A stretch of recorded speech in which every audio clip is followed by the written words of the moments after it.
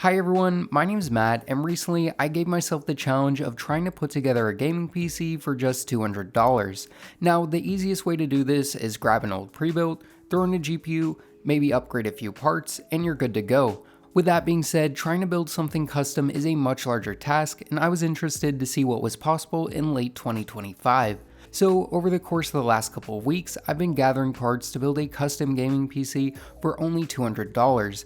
Now the end result is far from perfect, and I did go over the budget by $5 or $10, but the final product is a PC capable of playing a ton of games at 1080p with 60 plus FPS, and even has the ability to stream those games to sites like Twitch.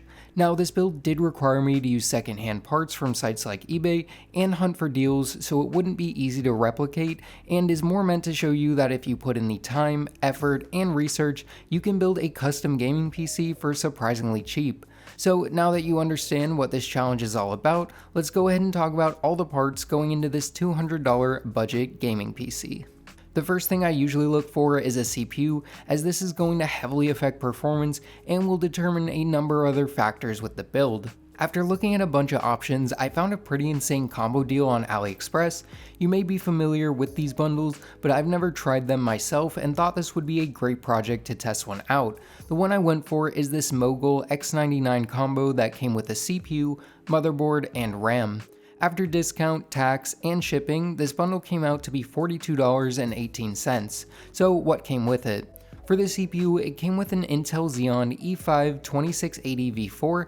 This is a 14-core, 28-thread CPU that originally released in 2016 for a whopping $1,750.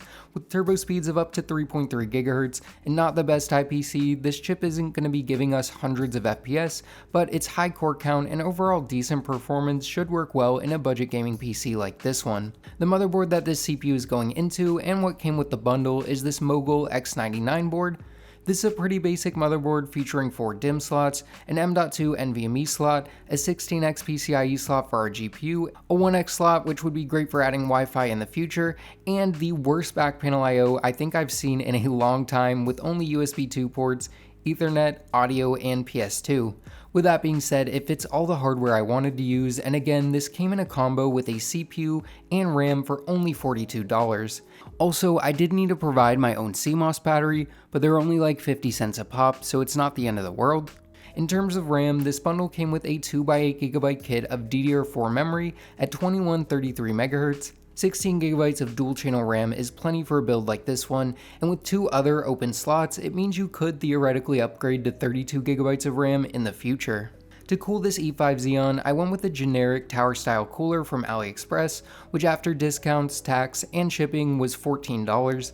This cooler has 4 direct contact copper heat pipes, a good sized fin array, and a 92mm fan. For a few bucks more, I could have got the Thermalright cooler that I usually go for with budget builds, but this one was cheaper and should still do a good job. So once the cooler was installed and the memory was put in, I could bring my attention to the SSD I got to use in this build. What I got was a 512GB M.2 SSD for just over $19. Now you may notice that the listing states it's a SATA drive, but for some reason my mind just blocked that out, and you'll see why that's a problem later. 512GB is plenty for a system like this in my opinion, being able to hold the OS, applications, and a few of your most played games. So I installed it into the M.2 slot and could then get out my case. I was going to use this $27 one I got, which was an amazing deal on AliExpress, but it wasn't going to arrive on time for this video. Now, luckily, I had basically the exact same case that I got from Temu a few months back. This one was a little more expensive at around 30 bucks, so it's going to eat up more of the budget, but it wasn't going to be the end of the world. This is either the S1 or S5 model depending on where you look on the box, and I have no idea what the brand's name is. This is very similar to a lot of ultra cheap Chinese cases that fit micro ATX boards, have a handle, and a very questionable build quality. With that being said, getting all the hardware in the case wasn't too bad, and after my motherboard was in, I was ready to install my power supply. After deal hunting for a bit, I managed to get this 430 watt power spec unit from eBay for a little over $18 out the door, so including tax and shipping. 430 watts is more than enough for this build. PowerSpec is Micro Center's in-house brand, so it's got a decent reputation, and while this certainly isn't going to be topping any power supply tier lists, for under $20 this was a great find in my opinion. The one major downside of this unit is the ketchup and mustard cables, which may be a challenge to hide and manage in this build. Once the power supply was in and the motherboard power cables were installed, it was time to put in the GPU. This is another part I did a fair bit of deal hunting for. After about a week, I ended up getting an NVIDIA GTX 1660 Ti for $72 after tax and shipping. This was a pretty low price and the card showed up horribly packed, but I did test it right away and found it worked fine. Now, one thing to mention about this card is it was pretty dirty, so I decided to tear it down and clean it. Blower style cards like this one are annoying to do this with, as to get it completely teared down, I had to remove something like 25 screws. Once it was apart, I cleaned each component with a combination of 99% isopropyl alcohol, wipes, Q-tips, and a data vac. I then did a fresh application of thermal paste on the GPU die, making sure to spread it out evenly, and then just reinstalled all the parts together. The end result was a much better looking card that should run cooler and quieter than it did before. This went in like any other graphics card, plugging in and requiring an 8-pin power cable. Now, the fans for this build hadn't come in yet, but I still wanted to make sure it worked before I did anything else like cable management. At first it wasn't turning on, but then I realized the power supply switch was off. Then it wasn't giving display out, but I realized the monitor wasn't plugged into power, and after going through 2 noob mistakes, I did eventually get video out. I went to install Windows 11 on this machine, which technically isn't supported, but if you make the USB installer with Rufus, you can get around the TPM 2.0 requirement. With that being said, when I got to the selected drive to install Windows on screen, I realized my 512GB SSD wasn't showing up, and that's because it's a SATA drive and I installed it into an NVMe M.2 slot. I will be able to use this drive for a future project, but it wasn't going to work in this one. So I immediately hopped onto AliExpress and found the cheapest 500+ GB SSD I could, which ended up being this Ambulist 512GB 2.5-inch SATA drive for only $21.59, which was more expensive, but still a great deal for that capacity of SSD. Then at this point, I just had to wait for the fans and the new SSD to arrive. My new SSD arrived surprisingly quick, only a few days later, and while this did work out okay for this build, I'd probably recommend just paying the extra $8 for a name brand one, as this one did have a fair amount of negative reviews. The fans I got are these 3 ARGB fans from Amazon for $10 and needed a $2 AliExpress controller to make them work. Also, the SSD I just attached the SATA power and data cables and kinda just tucked it into the bottom of the case. The RGB fans were working fine, and there are a good number of modes with the controller, but you do have to remove the side panel to make any changes, which definitely could be annoying for a lot of people. Plus, because this case has no room for cable management, hiding all the fan cables was basically an impossible task.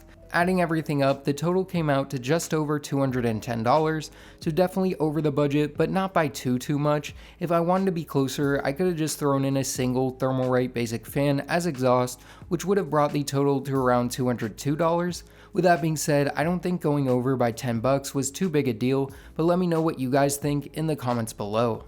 So once the PC was fully together, I installed Windows and was ready to test some games. In terms of game selection, I tried to test a variety of popular titles. Starting things off with Black Ops 6, I tested a couple ways. The first is in the benchmark tool at 1080p with the basic preset. Doing this resulted in a 101 FPS average with 1% lows of 42. This was pretty solid, but I was also interested to see how it would perform in-game at the same settings. Hopping into a random match on Nuketown, I saw an even better 118 FPS average with 1% lows of 58, which honestly felt and looked better than I thought it would. Moving on to Marvel Rivals, I first ran the benchmark at 1080p medium, but performance wasn't great, so I lowered it to the suggested low settings and rerun the benchmark, showing a better 67 FPS average with 1% lows of 44, which should be enough performance for casual play. Next is CS2, which I just used the settings it defaulted me to. I'm guessing most people play with most of the settings turned to low, but with the settings it defaulted me to, I hopped into a deathmatch and saw a 95 FPS average with 1% lows of 40. Is this good performance? I'm not sure, you guys can let me know. All I know is that I am not good at this game. For Apex Legends, I tested at again what it defaulted me to, which I think is around high settings. I hopped into a match and saw a very solid 142 FPS average with 1% lows of 98, which was very good performance in my opinion. Next, I tested Fortnite, which I actually haven't done in a while. I used performance mode at 1080p with high textures and far view distance. I played a couple games of the Blitz Royale game mode. In doing so, I saw a 229 FPS average with 1% lows of 61, which was honestly pretty solid and was a great experience. In Minecraft, I tested with 12 chunk render and view distance, fancy graphics, along with iris and BLS shaders. I just went into a creative world and flew around for a bit. Doing this resulted in a 91 FPS average with 1% lows of 35, so Minecraft with shaders is playable on this PC. In Cyberpunk, I tested at 1080p medium using the built-in benchmark and saw an 82 FPS average with 1% lows of 58. Going in game and driving around fast had the FPS average right around 60 with 1% lows of 40, which is definitely a playable experience. Next is Borderlands 3, and at 1080p high using the built-in benchmark, I saw a 66 FPS average with 1% lows of 44, which again is good performance in my opinion. Finally, let's talk about Valorant. In Windows 11, I found that the Valorant anti-cheat requires TPM 2.0, which was the requirement we bypassed to install Windows 11 with the CPU in the first place. So if you wanted to play Valorant on this PC, you would need to be running Windows 10, which will be losing support relatively soon. With that being said, I did end up installing Windows 10 just to show you that the system can play this game, and I hopped into a deathmatch at 1080p low. Doing this resulted in a 236 FPS average with 1% lows of 95. In terms of streaming, I streamed to Twitch at 1080p 60fps and decided to test Fortnite and Cyberpunk while streaming. Both these games seemed to do fine. Fortnite overall had about 10 to 15% less performance and maybe a few extra stutters, but was still totally playable. Cyberpunk was similar in that there was a little over 10% less performance, but it still felt just as smooth and was still playable in my opinion, which is a victory in and of itself on a $200 PC. Overall, performance on this system is pretty great considering how cheap it was. Sure, I didn't test any super hard to run AAA games, but I think a machine like this is mostly going to be playing stuff like Fortnite, Minecraft, and Valorant. With that being said, if you think I missed a game, let me know what you think I should test the next budget build with. In terms of temps, they were great for both the CPU and GPU, with neither reaching above the 60s from what I saw. All in all, for around $210, this PC performs surprisingly well. Yes, it does lack TPM 2.0, so Windows 11 isn't officially supported, but it still works with the vast majority of games if you do the workaround Windows 11 install. With that being said, I'm interested to hear what you guys think of this build. Let me know in the comments below. So yeah guys, I think it's time to wrap this video up. Give the video a like if you liked it, consider subscribing, and as always, this is Matt from Tech by Matt, signing out.